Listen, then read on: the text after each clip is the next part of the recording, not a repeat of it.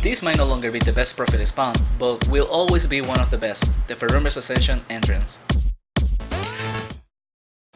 Hey guys, this video should be a quick one because the spawn that I will talk about is very simple.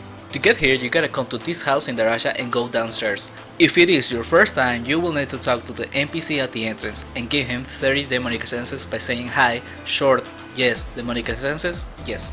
This will give you permanent access. Now go inside the teleport and that's it, you're here.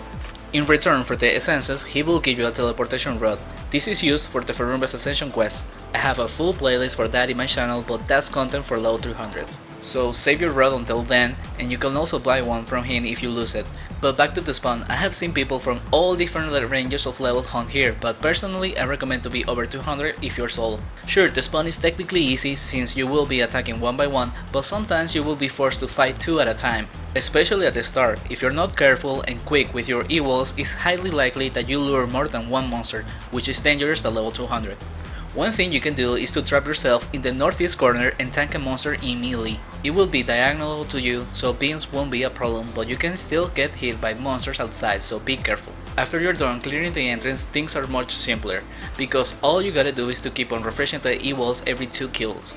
You should be using 2, one blocking the way. This will make it harder to lure 2 monsters since only the demons walk through energy, and as long as you place them before this point, other monsters should stay behind. Since a best clock spawns right about here, you wanna be careful about that and place the E-wall before him.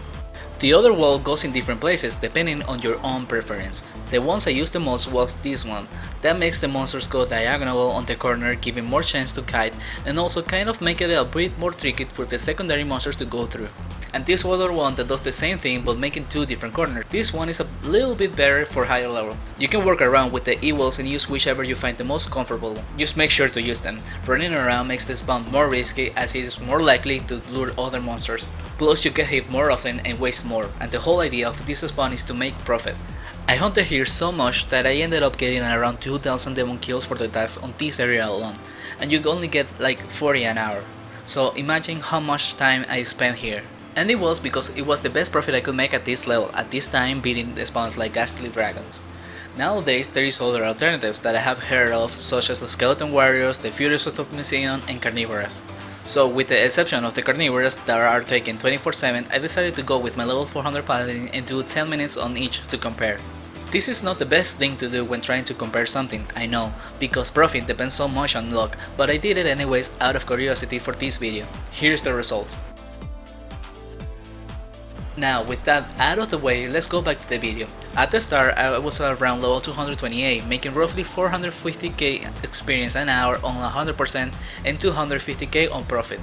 As I got more used to the spawn and more efficient, profit started to getting closer to the 350k. And I think on average at around level 300 I was making 500k an hour on good hunts. Experience however always remained at around the 500k, even at higher levels it's hard to get much higher than that since you will still be killing one by one. But nowadays with quick look, and if you end up hunting long enough to unlock the charm, who knows how much you can make an hour.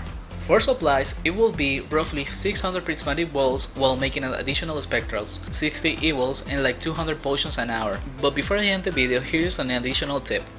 Items like the Rift Bow, Crossbow, Demon Shield, Magma Bless, and Magic Play Armors can all be sold for a little bit higher than NPC on the market, so check the prices before you sell them to the NPC.